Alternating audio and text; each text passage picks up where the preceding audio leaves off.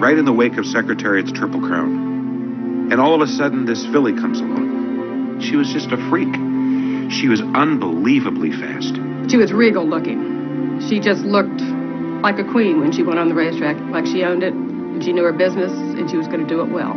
She had a kind of glamour about her. When she was like a post-parade, she seemed almost haughty. She was like, say, Marilyn Monroe walking the place. Raquel Welch. She just stood out. I mean, in looks, in temperament, in her attitude. There was nothing ordinary about that horse at all. Owned by Stuart and Barbara Janney, Ruffian was one of 6 yearlings to arrive at trainer Frank Whiteley's South Carolina farm in the fall of 1973. She looked like she'd been hidden for a couple years. It looked like she was a 3-year-old instead of a yearling. She was royally bred. She was out of a great mare named Shenanigans, who was by a native dancer, one of the great producers in the history of the turf. And she was by Reviewer, who was a son of Boulder, who could flat run. And it was a match of aristocracy. We just went by their breedings. She was a Shenanigans filly. We sort of knew around the barn that she was going to be a special filly.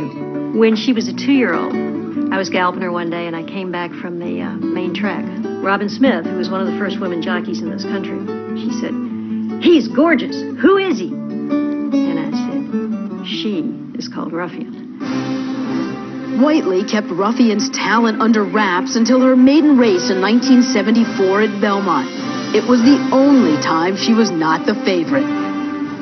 Very few people knew about her, and Woody Stevens had a good filly in that race. And so his filly was the favorite. I said to Woody, Woody, you see that filly's big backside? He said, yeah. I said, well, that's all you're going to see through the stretch. She won by 15 lengths. She equaled the track record. Down the backstretch, Ruffian along the rail now goes head-and-head with Hot and Nasty for the lead.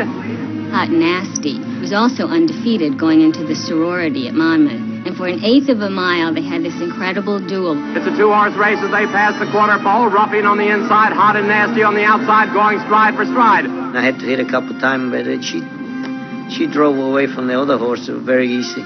She had such great natural speed.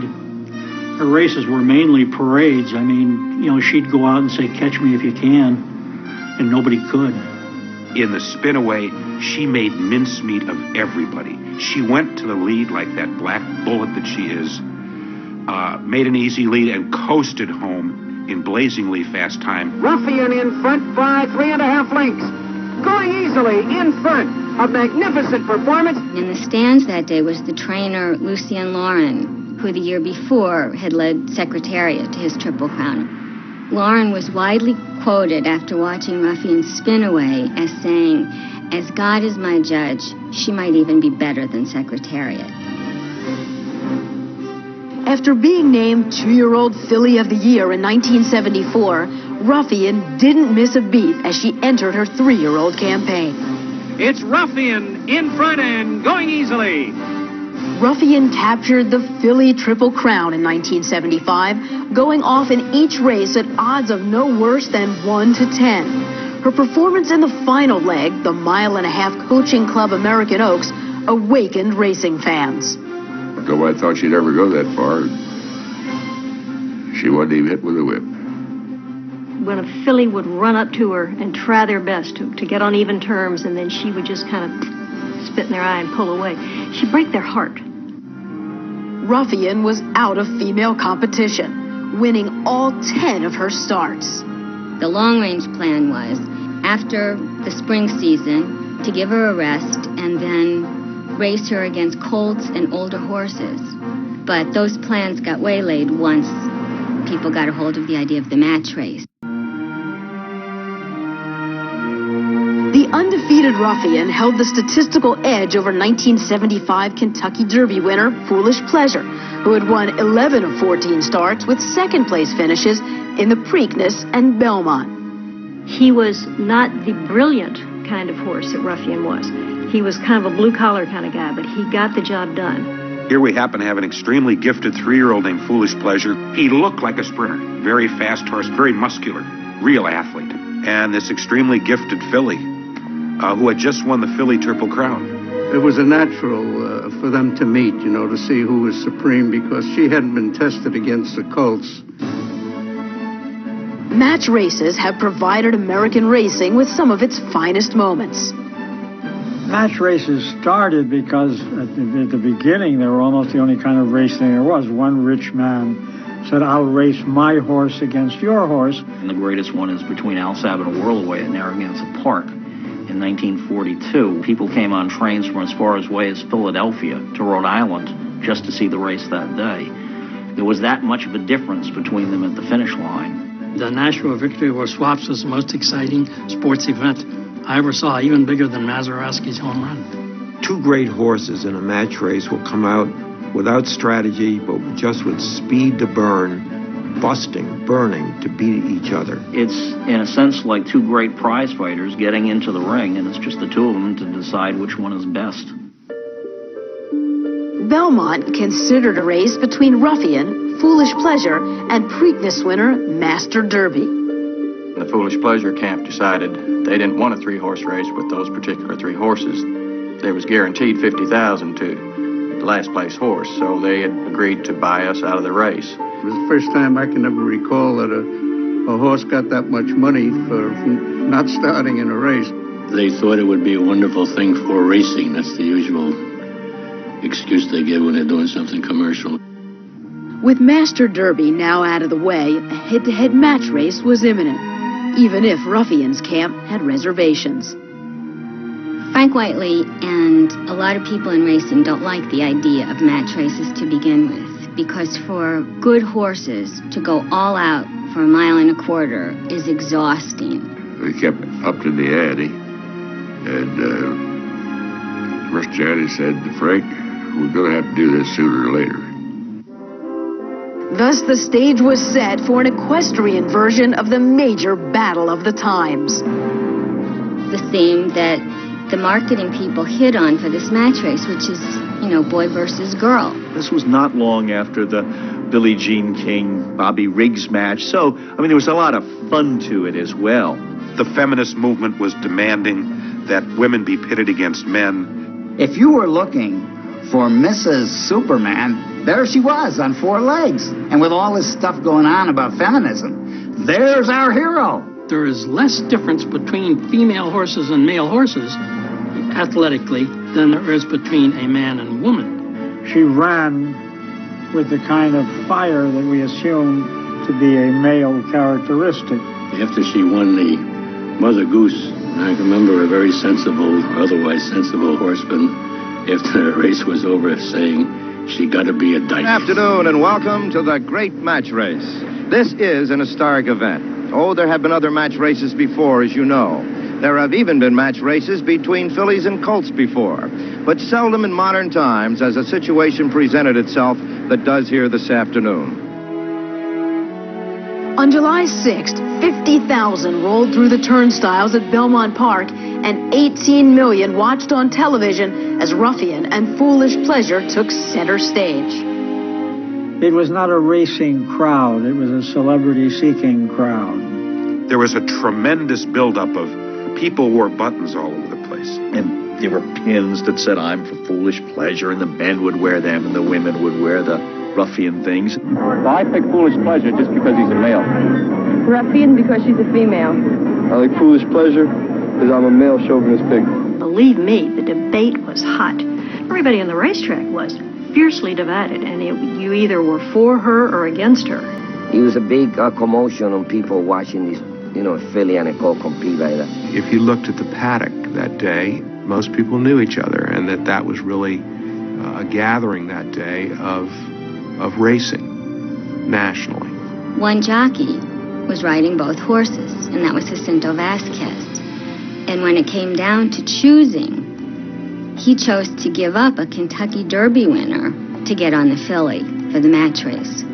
I thought Ruffian had a better future than Foolish Pleasure in the long run. I can remember so many times in the time leading up to the race when my father would be on the phone with Frank Whiteley, and he would repeat the same thing, and that was, "Frank, if you think there's anything wrong with this filly, It doesn't matter all these preparations or whatever, we're not running. One of my assistants examined Ruffian and Foolish Pleasure. They were examined, they were passed, they were sound, racing sound. The atmosphere was eerie right before the race. There was a dark mass of thunderclouds. I mean, it got almost pitch black. Those horses are in the gate, we're ready to go, and they're off. Ruffian kind of hit the side of the gate, the left side of the gate as she came out, and straightened herself out. Then they went running. She was doing what we'd expected her to do, which was to go to the lead. Now Ruffian moves up, and Ruffian has taken about a head lead, but Foolish Pleasure is right there with her. Change. Now we're coming up to the first quarter of a mile, and it'll tell about this pace. It is Foolish Pleasure going by. Ruffian has broken down. Ruffian has broken down on the backstretch.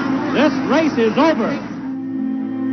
When she broke her leg, you can hear like you breaking a piece of stick. Like this. I just do remember that moment of knowing something horrible had happened, but almost refusing to believe that it had happened. She had never been passed on the racetrack, and she kept fighting Jacinto to run, and she won for a while. She kept running after the injury and just drove this nub into the ground. Until the bone was exposed and she was running on a bare bone, and her hoof was actually just hanging attached by some tendons and some skin. I'm looking across, and Vasquez has dismounted from the horse. Vasquez on the backstretch is now beginning to take the saddle off of Ruffian, and let's certainly hope this is not a serious injury. She keep walking in one leg. I'm trying to hold him up. I keep my shoulder against her just to give him some support to keep her walking. And meanwhile, in this absolute eerie silence, Foolish Pleasure had no choice but to finish the race on his own. We're still waiting here for the verification of the extent of the injury to Ruffian, who broke down on the backstretch here in this match race this afternoon. We knew it was pretty bad right away. Nothing can take away the horror of seeing a horse break down. It's like seeing a masterpiece just being destroyed. Dr. Gilman had put an inflatable cast on her, and he walked away from her, and there was blood over his hands, both hands. I said, Doc, what happened to her? He said, well, the bones were pulverized, and they exploded like a hand grenade inside the ankle. And that's where the blood is from. And I remember saying to him, what's the prognosis? And he said, not good. It didn't take me a second to see how badly she was broken down. She actually had a compound fracture where parts of the bones were sticking right out through the back of the skin, and it was bleeding quite a bit. And there was dirt in it, and it was a mess. She looked confused.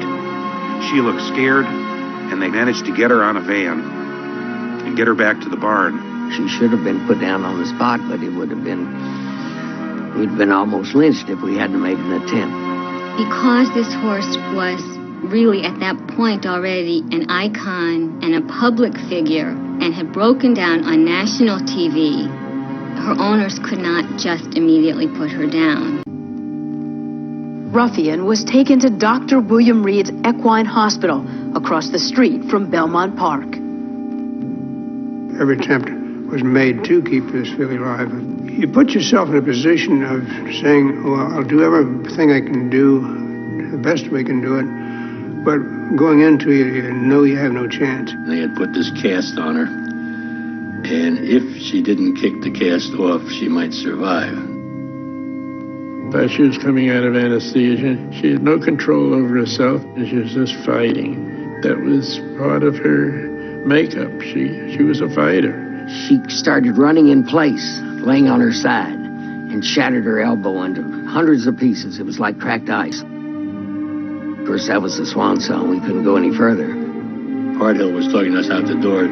Dr. Reed reached out and grabbed him by the shoulder, and he says, we're going to do it. At 2:20 a.m., Ruffian was put down. You had this perfect specimen. You had all our hopes of seeing an incredible athletic performance, having seen it in some of her races, and then the opportunity to see it in this match race. And then suddenly it's all ashes. I just remember my daughter, who was about 6 or 7 years old at the time. It just absolutely broke her heart. She was the Titanic going down. She was unsinkable. God, what a tremendous, tremendous sense of just sadness, just terrible, terrible sadness. Ruffian running through the warnings of pain, knowing what she was doing, was not going to give up until she fell over. It was the courage which doesn't make sense, but which we all admire. It was such a shock that people felt like they lost something, and that some part of what they had hoped for or believed in was gone.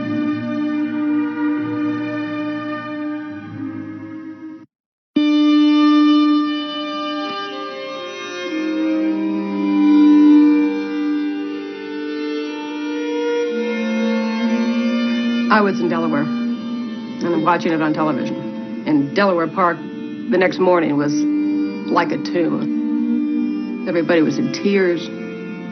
I almost punched somebody out that was in our shed that said something derogatory about Frank's training, and I grabbed him by the throat and burst into tears.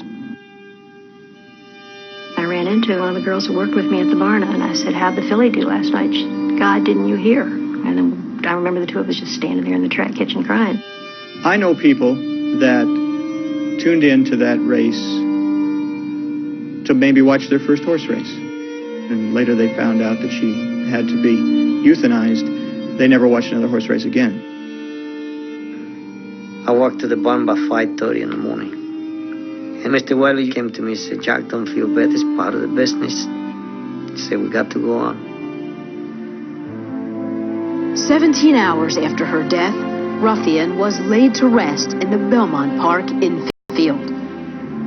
In defiance of the tradition, which is just to bury a part of the horse, Ruffian was completely wrapped like a mummy in a shroud and lowered into the grave that was dug in the infield. And then Frank, who had been carrying Ruffian's regular blanket during the procession over to the gravesite, handed the stable hand the blanket at the last minute and said, "Go down there and put that over her." Behind a wave of sadness and regret came a strong reanalysis of match races. I think they stink. You're trying to kill two animals for no reason. Run a horse in full speed, 1.25 miles, you're going to kill him. Horse racing isn't necessarily about one horse versus another. It's not boxing and it's not survival. Every time I see somebody suggest a match race, I think about Ruffian. At the time, nobody said, well, they better not have a race because somebody might get hurt. It was the tenor of the times. After this tremendous buildup, national television coverage, writers in from everywhere writing about these two horses, and then she breaks down. And it was as if the sport never stopped exhaling. It just knocked the wind out of the sport. Somehow, something great had been on this earth, and now it was gone. Like the athlete dying young, it's an unfinished story, and so the wound stays open, the pain stays. But I think this glory, this glorious feeling stays also.